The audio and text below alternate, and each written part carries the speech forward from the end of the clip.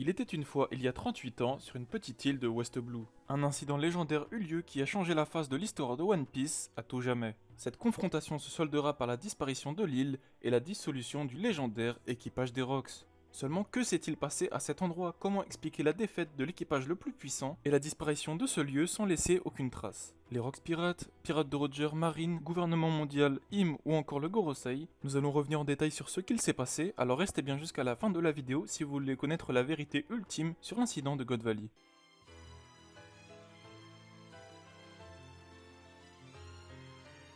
Et bonsoir à tous mes Nakama, ici Reichiro des Rocks Pirates, j'espère que vous allez tous bien. On se retrouve aujourd'hui pour une vidéo sur le dernier chapitre 1096 de One Piece, on est ici pour en discuter avec vous. Tout d'abord on tient sincèrement à vous remercier sur tous les retours positifs qu'on reçoit quotidiennement. Et pour tous ceux qui apprécient notre contenu, n'hésitez pas à vous abonner à la chaîne, liker la vidéo et commenter là, c'est la meilleure des façons de nous soutenir. On est très heureux et très fiers pour cette vidéo d'échanger avec vous sur l'équipage qui nous a donné le nom de cette chaîne, alors suivez-nous et venez découvrir l'âge d'or de la piraterie, l'âge d'or des plus puissants équipages, et par-dessus tout l'âge d'or des Rocks Pirates. Mais que s'est-il passé à God Valley? C'est la question qu'on a tous en tête après avoir lu ce chapitre. 13 pages à la fois si riches en informations et si denses dans son contenu, des dessins très garnis de nombreuses doubles pages notamment, mais à la fois si pauvres en action, au vu de la fin éclipsée par l'auteur, on aurait bien aimé en savoir plus, et ces 13 pages ne sont pas assez pour raconter tout l'épisode de God Valley. Le début du chapitre commence avec la suite des événements du passé de Kuma. La chasse à l'homme a bien commencé, et c'est déjà le début de la compétition entre les différents chevaliers divins. Pendant ce temps-là en parallèle, Kong fait son meilleur appel Discord avec Garp, pendant que ce dernier est tranquillement posé sur la plage. Et à travers leur discussion, on découvre que Garp aurait dérobé un certain joyau de la couronne qui semble être la clé de la suite des événements qui vont se passer sur God Valley.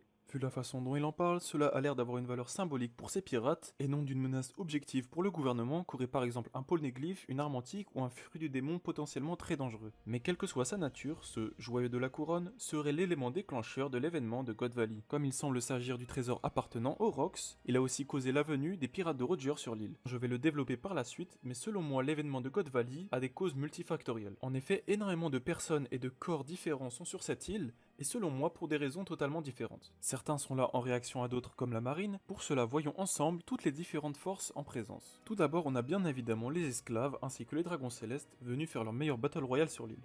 Parmi les esclaves, nous avons le groupe constitué de Kuma, Jenny et Ivankov. Ils ont comme intérêt de survivre, mais aussi par le biais de Jenny d'avoir les différents fruits du démon. Cette dernière détient les informations sur les prix de cette chasse à l'homme, et selon elle, le futur fruit de Kuma serait un moyen pour eux de pouvoir s'échapper. Les esclaves sont donc le premier groupe qui convoite directement les fruits présents à God Valley. Dans la nature, toute proie possède son prédateur, et dans la chaîne alimentaire de l'homme, se place tout en haut le dragon céleste. La deuxième force présente sur l'île de West Blue n'est autre que les descendants des créateurs du gouvernement mondial. Les simples randoms Tenryubito sont venus assister à l'horreur de leur jeu macabre, au cours duquel vont s'illustrer les fameux chevaliers célestes, et avec à leur tête, Garling Garland. Les intérêts des dragons célestes paraissent plutôt simples, seulement s'amuser devant l'horreur qu'ils ont créée. Seulement ça, vous êtes sûr? Y aurait pas quelques détails qui vous auraient peut-être échappé? Déjà, comment expliquer la présence du doyen Saturne? Alors oui, je veux bien que ce soit un combattant et qu'il a un potentiel rôle de protection des dragons célestes, mais cela n'en est pas son utilité première. Il a d'abord un rôle de représentant politique au sommet du gouvernement mondial. Pour des tâches purement de protection, il y a déjà les amiraux de la marine et les chevaliers célestes qui sont présents sur place. Mais alors quelles sont les raisons qui auraient poussé Saturne à se rendre sur God Valley? Une des raisons pour laquelle il s'est déplacé, c'est qu'il savait que quelque chose allait se passer. Quelque chose d'intéressant sur l'île en lui-même ou quelque chose qui l'intéresserait parmi les potentiels arrivants qui pourraient se rendre à God Valley. Ce qui me fait penser à ça, ce sont surtout les prix affichés pour la récompense de la chasse à l'homme. Deux fruits du démon extrêmement puissants qui, le gouvernement le savait, allaient apporter de nombreuses convoitises. Vous l'aurez compris, je pense que la chasse à God Valley était un prétexte et qu'il s'agissait en effet d'un appât à quelque chose ou plutôt à quelqu'un. Oda, à travers les personnages du Gorosei et de Im, aborde un sujet très important qui est celui de la mémoire. Le contrôle de l'information, l'obscurantisme politique est un sujet très présent dans cette nouvelle art. Et les doyens, par le biais de l'action sur le siècle oublié, sont ceux qui portent la censure dans le monde de One Piece. En effet, leur devoir est d'effacer les mémoires afin de pouvoir continuer à régner sur le monde sans créer de révolte. L'ombre contre la lumière, la censure contre la mémoire. On retrouve cela à travers ce scan par la figure de Kuma le boucanier, porteur de lumière. Et pour Saturne, cela est une raison valable pour laquelle son peuple doit être exterminé. Seulement à la base, ce dernier ne s'était pas déplacé pour le boucanier. Il y avait donc une autre lumière à effacer. Et cette lumière portée par une simple lettre, celle du Di. Le troisième groupe présent sur God Valley est bien évidemment le plus important de tous, les Rocks Pirates. Et oui, c'est nous, on n'a pas choisi le nom de la chaîne pour rien. Et c'est bien évidemment l'arrivée de cet équipage légendaire qui va donner toute sa puissance et sa gloire à l'incident de God Valley. Tout le monde ignore ce qui s'est réellement passé sur cette île en détail, mais nous avons une seule certitude, la fin de l'équipage des Rocks. À la fin de cet événement, une lumière s'est éteinte et c'est celle de leur capitaine, Rox d'Ishebek. Et il n'y a aucun doute, au vu des forces en présence, on est bien évidemment en face de l'équipage le plus puissant de l'histoire de la piraterie. L'auteur nous présente subtilement les rapports de force de l'équipage à travers une sublime double page où on pourrait supposer que l'ordre de puissance de l'équipage se lit de droite à gauche sur l'image. Excepté leur capitaine, on aurait d'abord le pirate le plus puissant qui serait Barbe Blanche, ensuite Shiki le Lion d'Or, puis Big Mom, puis Kaido jeune, et enfin Stussy, Capitaine John, Mernion, Ochoko et Silver X. Et aussi puissant soit-il, et malgré le fait qu'il soit composé de 2 légendes en Shiki et Shebek, de 3 futurs empereurs en Barbe Blanche, Kaido et Big Mom, connaîtra la défaite à la fin de l'incident de God Valley. Qu'est-ce qui pourrait justifier un tel échec au vu de la puissance brute de cet équipage? Et cela sans même parler des adversaires que nous verrons par la suite. Le premier ennemi des Rocks semble être les Rocks eux-mêmes. Au sein même du bateau, personne ne semble obéir à son chef, des grosses tensions sont visibles, chacun aurait son but particulier. Shiki conteste l'autorité, Barbe Blanche l'appelle même abruti de Rocks, et c'est là qu'on pourrait se poser des questions sur la nature même de cet équipage.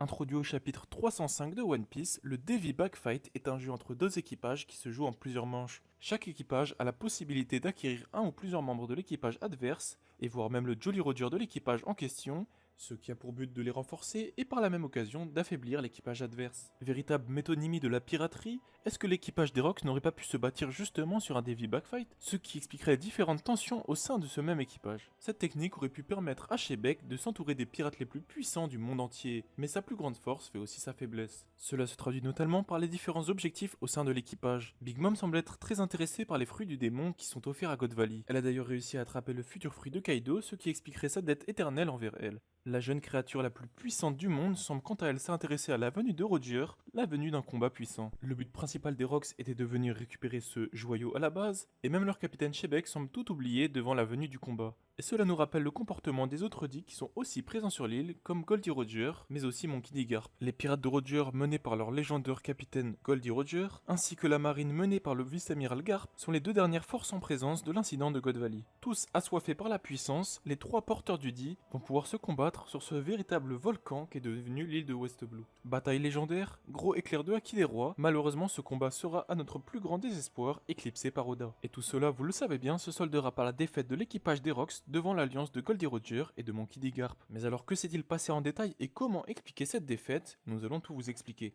Déjà, il est évident qu'en face nous avons des sacrés concurrents. Monkey D. Garp dans son prime entouré de la marine et Goldie Roger, l'équipage du futur roi des pirates, entouré de Rayleigh, de Scopper-Gaban et de tous les autres. Mais bon, au vu des clients que l'on retrouve dans l'équipage des Rocks, il pourrait franchement y avoir match. Alors pourquoi ont-ils perdu? Comme expliqué précédemment, la divergence des opinions et des objectifs dans l'équipage des Rocks aurait pu induire que certains membres de l'équipage n'auraient pu ne pas prendre part au combat pour défendre leur capitaine. Le capitaine John, Nyon et Ochoko auraient pu prendre la fuite après avoir récupéré le trésor en question, quand on sait que Baggy parlait du trésor du capitaine John. Barbe Blanche aurait pu se charger de Garling Figureland, car ce dernier aurait pu être l'auteur des fameuses cicatrices qu'aurait subi Barbe Blanche, ces vieux souvenirs refaisant surface lors de la visite de Shanks sur le Moby Dick. Au vu de la tournure des événements, Big Mom aurait pu elle aussi prendre la fuite après avoir donné le fruit à Kaido. Ce dernier étant encore très immature, il aurait pu perdre son combat et ainsi se faire capturer par la marine comme il l'a été de nombreuses fois dans le passé. Shiki le Lion d'Or se serait lui aussi enfui à un moment ou à un autre du combat, laissant son capitaine Shebek seul face aux 2 monstres de puissance que sont Monkey D. Garp et Goldie Roger.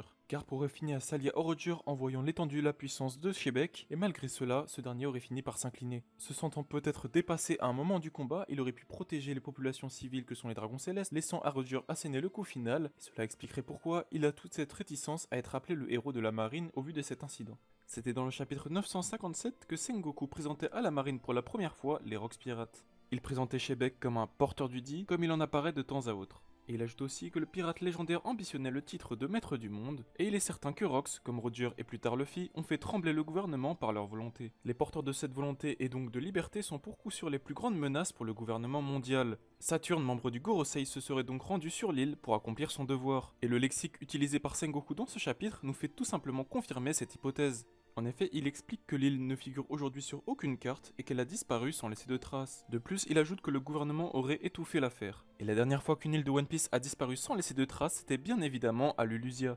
Le plan de Saturne aurait donc pu être le suivant.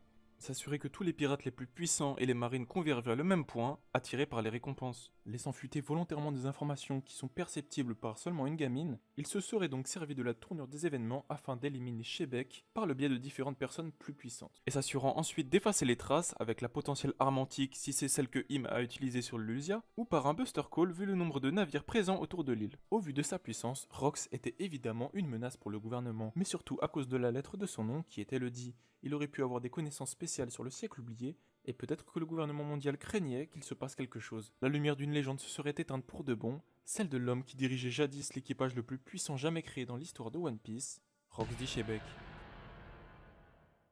Et voilà, c'est déjà la fin de cette vidéo, on espère qu'elle vous a plu. Alors si notre travail vous plaît, n'hésitez pas à vous abonner à la chaîne, liker la vidéo et commenter, c'est la meilleure des façons de nous soutenir. Ça y est, on est enfin dans la dernière ligne droite de la saga finale de One Piece et on est super heureux de vivre ça avec vous. Et on se dit à la prochaine, on espère pour d'autres révélations sur One Piece. Sur ce, c'était les Rox, prenez soin de vous et la paix sur vous.